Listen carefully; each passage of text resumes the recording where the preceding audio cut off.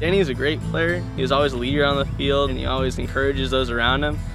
I just have so many memories of playing soccer with him, and I saw him grow and become a better player. Every single game, every single practice, he was trying his best. He always attacked the ball. He was a great forward. He just knows how to act on the field and respect the parents and the players and the refs. He always influences the players on the field as well as off the field.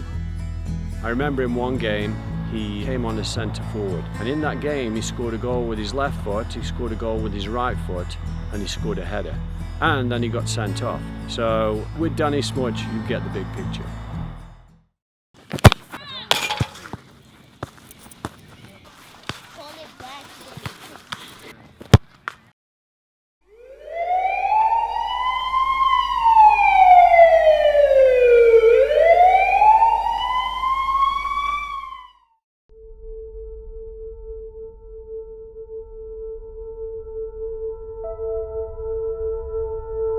The first part, it was really painful for like the first 5-10 minutes, and then I'm pretty sure I ripped out half the grass on that soccer field. But after that, it stopped hurting, everything went numb, and I was just more freaking out than anything. It was a little bit more than a week in the intensive care unit, and we finally got a test that told us what had happened and where the issue was. And I still don't think we really recognize the gravity of the injury that Danny had sustained. He really has no feeling or movement below the rib cage.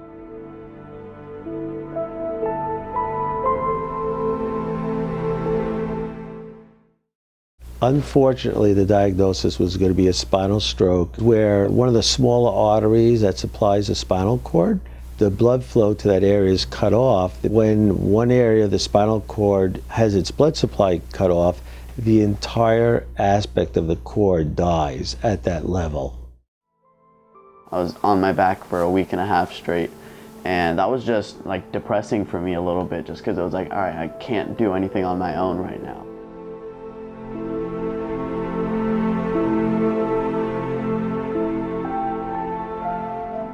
Once I got to the rehab floor, it was just a big change of mentality, and it was more of like a, hey, look what I can do instead of what I can't do.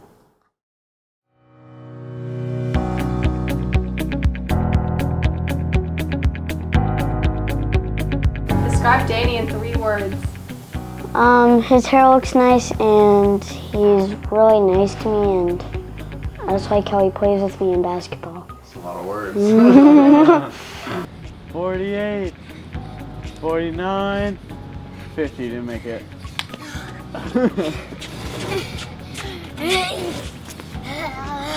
Danny's a really fun kid to hang around. He's so lighthearted, and he always has fun with his brother Jacob.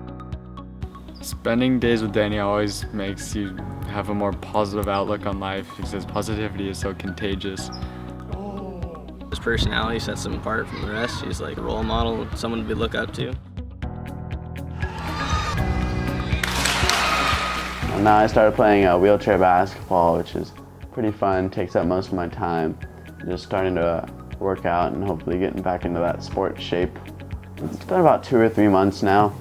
The first month was just really getting the hang of stuff. I was terrible, but now I'm starting to get the hang of things, and I'm getting stuff done, which is cool. When I watch him play basketball, I think of really how far he's come, where he has started with the injury and what he couldn't do then, but what he's able to do now. Just his mobility and being able to move around in the chair and do different things. Watching him do figure eights while he's working out, with the team, and taking a sport seriously again and really putting in the effort to it is exciting to watch him play.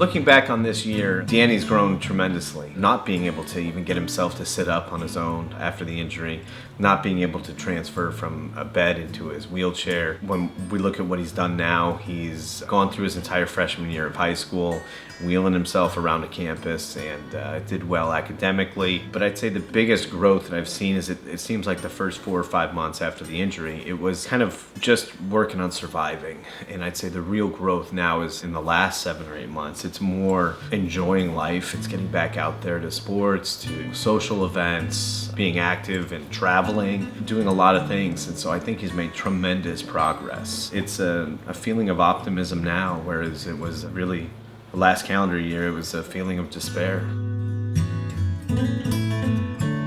For me, I think a lot of growth has come definitely physically. And when I look at the things that he couldn't do before at the beginning of the injury, and how he's done now, just a lot of, we were joking the other day about the first shower taking over an hour and a half in the hospital, and showers now he's got down to 15 minutes on his own and very independent. So he's definitely grown a lot that way. Sorry. I like to think about how much he hasn't changed. Mm-hmm. He's the same kid he was a year ago. And I think about, and I'm grateful that he hasn't changed anything internally from himself. He hasn't changed as a person other than physically. Academically, intellectually, he's the same kid, doing the same kind of work that way. Socially, he's the same kid. He wants to go to the mall. He wants to hang out with his friends. He is your basic teenager, still argues with his parents. He has come a long way, but I like to think about how much he's still the same. And that's important for me. My idol, wow. I'd probably say either my dad or my mom, really, just because how they've been through this whole process was really supportive and helpful in everything that I did. So kind of cool to take after them, and then maybe someday later when I have my own kids or I know some other people that are going through rough times, I can be there for them. Always look up in life. I mean, if you look down at things, you're going to stay down, so you just got to find the good things in life and just kind of focus on those, and eventually things will get better.